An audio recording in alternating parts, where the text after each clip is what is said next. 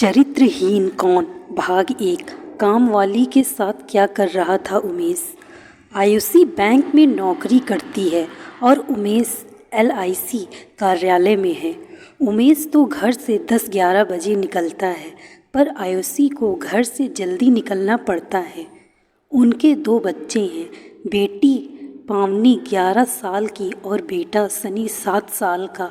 आयुषी दोनों बच्चों को स्कूल भेज उमेश का लंच पैक कर बाकी का काम बाई पर छोड़ तैयार होकर बैंक निकल जाती। उसे हमेशा यही डर सताता है कि पता नहीं उसके पीछे उमेश और बाई कहीं कुछ। कितनी बार आयुषी ने उमेश को अखबार की ओट से बाई को गंदी नज़रों से घूरते देखा है। अब झाड़ू पोछा लगाते वक्त किसी के भी कपड़े अस्त व्यस्त हो ही जाते हैं। इसका यह मतलब तो नहीं है कि कोई उसे गंदी नज़रों से घूरे। ऐसे में कोई भी बाई असहज हो जाएगी। आयुषी ऐसे ही पति पर शक नहीं कर रही थी। नंदा, मैं ऑफिस जा रही हूँ, तुम काम खत्म करके चली जाना। और हाँ, फ्रिज में कुछ खाने का सामान रखा है, उसे लेती जाना, कहकर एक दिन आयुषी ऑफिस चली गई। आयुषी थोड़ी दूर ही पहुंची थी कि उसे याद आया कि वह अपनी दराज की चाबी भूल आई।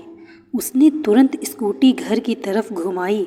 घर की दूसरी चाबी आयुषी के पास रहती थी, अतः वह दरवाज़ा खोलकर जैसे ही अंदर गई, उसके पैर वहीं ठिठक गए। उमेश और नंदा दोनों आयुषी के बेड पर एक दूसरे से लिपटे थे।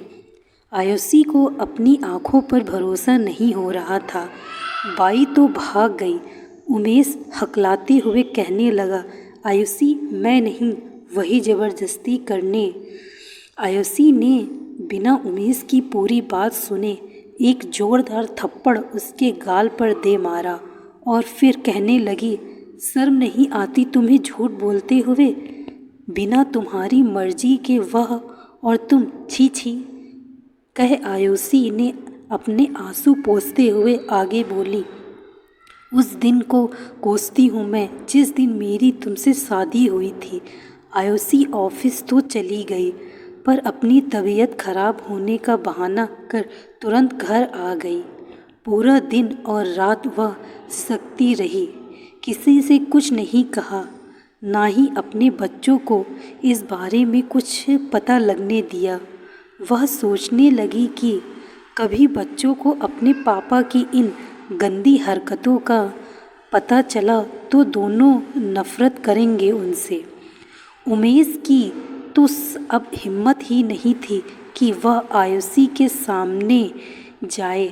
आयुषी बच्चों को सुबह स्कूल भेजकर घर का सारा काम खत्म कर ऑफिस चली जाती थी।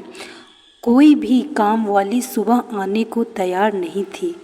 सब यही कहती कि 9 बजे के बाद ही आ सकती हैं। आयुषी का मन तो करता कि नौकरी छोड़ दे, पर बच्चों की स्कूल और पढ़ाई पर जो मोटा पैसा खर्च होता है वह कहाँ से आएगा। आसमान छूती महंगाई के युग में एक की कमाई से घर चलाना संभव नहीं था। एक बाई आई भी, पर कुछ दिन काम करके छोड़ गई। वही बात सुबह 8 बजे नहीं आ सकती। आयुषी की तो कमर जवाब देने लगी थी। आखिर वह घर बाहर कितना करेगी। आयुषी ने अपनी सहेली वैशाली से बाई के बारे में पूछने के लिए फ़ोन किया तो उसने बताया, हाँ, एक बाई आती तो है मेरे घर काम करने, पर वह थोड़ी बूढ़ी है। अगर तुम कहो तो भेज देती हूँ। वैशाली की बात सुनकर आयुषी खुश हो गई। उसे यही तो चाहिए था। वह मन ही मन मुस्कुराई कि उमेश अब बूढ़ी औरत को क्या घूरेगा। कांताबाई दूसरे दिन से ही काम पर आने लगी। अब आयुषी को कोई फिक्र नहीं थी, सब कुछ सुचारू रूप से चल रहा था। कांताबाई 2 से 3 दिनों से नहीं आ रही थी। वैशाली ने पता चला कि उसकी तबीयत ठीक नहीं है, इसलिए कुछ दिनों बाद आएगी। सुनकर आयुषी के पसीने छूट गए। कांताबाई एक रोज़ किसी और को लेकर आई और कहने लगी, मैडम जी, यह मेरी बहू है रूपा, अब से यही आपके घर काम करेगी। कांताबाई, जब आपकी तबीयत ठीक हो जाएगी तब तो आओगी ना काम पर? आयुषी ने पूछा। मैडम जी, अब मुझसे काम नहीं होता है, गठिया की शिकायत है मुझे। काम करती हूँ तो दर्द और बढ़ जाता है, मगर आप चिंता ना करो, मेरी बहू मुझसे भी अच्छा काम करेगी, कांताबाई ने कहा। आयुषी ने हाँ तो कह दी, पर फिर वही शर्त कि सुबह 8 बजे आना पड़ेगा। रूपा मान गई।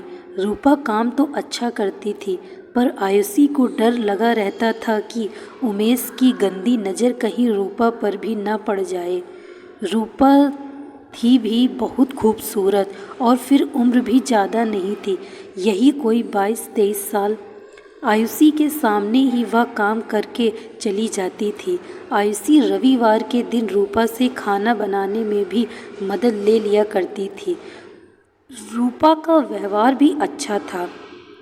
आयुषी हमेशा उसे कुछ न कुछ दे देती थी, जैसे पुराने सलवार सूट, चूड़ियाँ, बिंदी, लिपस्टिक आदि। रूपा भी बहुत खुश रहती थी। आयुषी को वह अब मैडम जी नहीं, दीदी कहकर बुलाने लगी थी। दोस्तों, मैं आशा करती हूँ आपको यह कहानी अच्छी लगी।